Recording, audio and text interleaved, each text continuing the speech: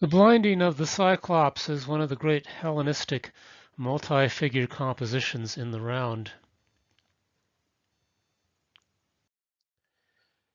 It was originally part of the lavish seaside dining room for a Roman emperor who wanted episodes from Homer to inform his lunchtime experience.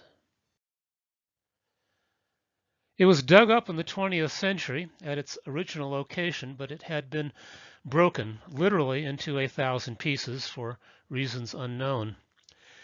Patience and crazy glue put what was left of it back together, which was quite a chunk actually.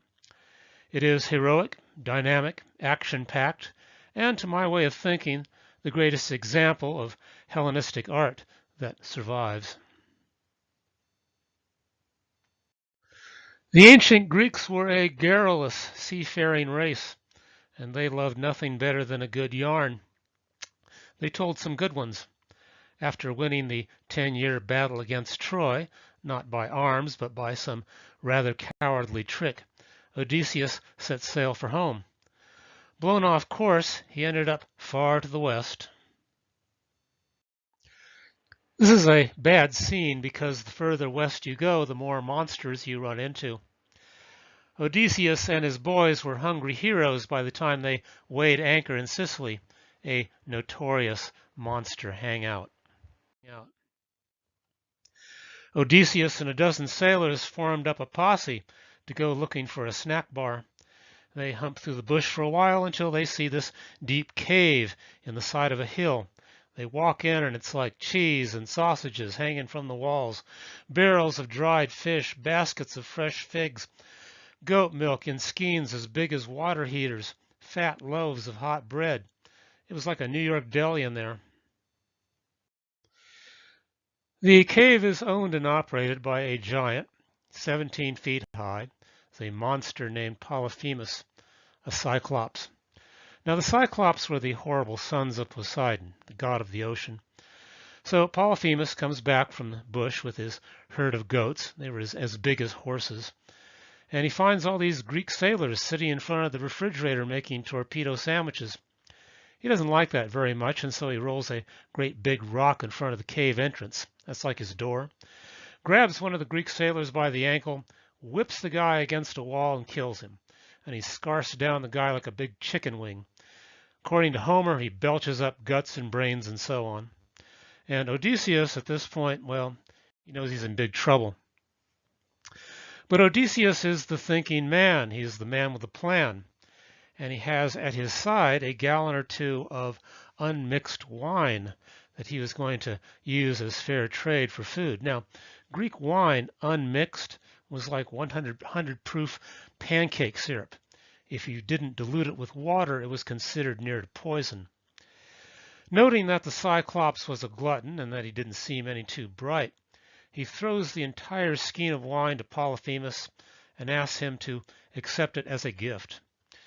Polyphemus chugs it down like a hillbilly, belches, and he asks Odysseus, "What is your name?"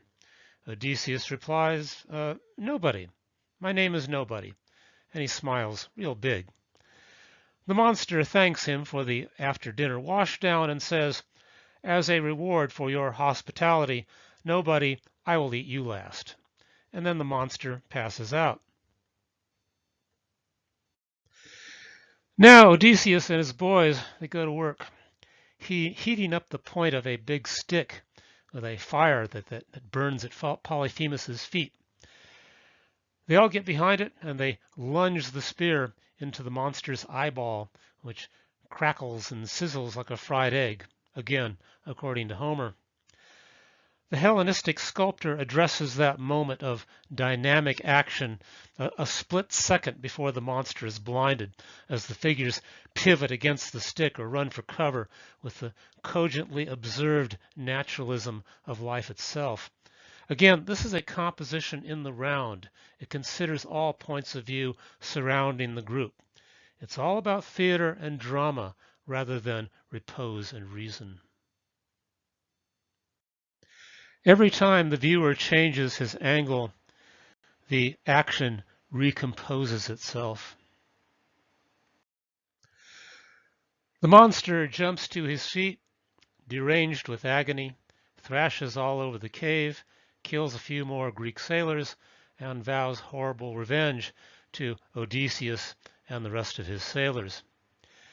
They all scramble to get out of the way, but they still have a problem, that big rock in the entrance. Odysseus knows that the monster has to let his big goats out to pasture sooner or later. Sure enough, after a day or so of moaning and cursing, Polyphemus rolls aside the rock and lets his goats out. As they leave, he checks their back to make certain that no little Greek sailors are riding out on them. The Greek sailors, however, are hanging on underneath and being drug out one by one. When Polyphemus gets wise to the trick, all the surviving sailors are gone. His Cyclops buddies, they all come out of their caves and they ask him, "Who has blinded you, Polyphemus?" And the monster replies, "It was nobody.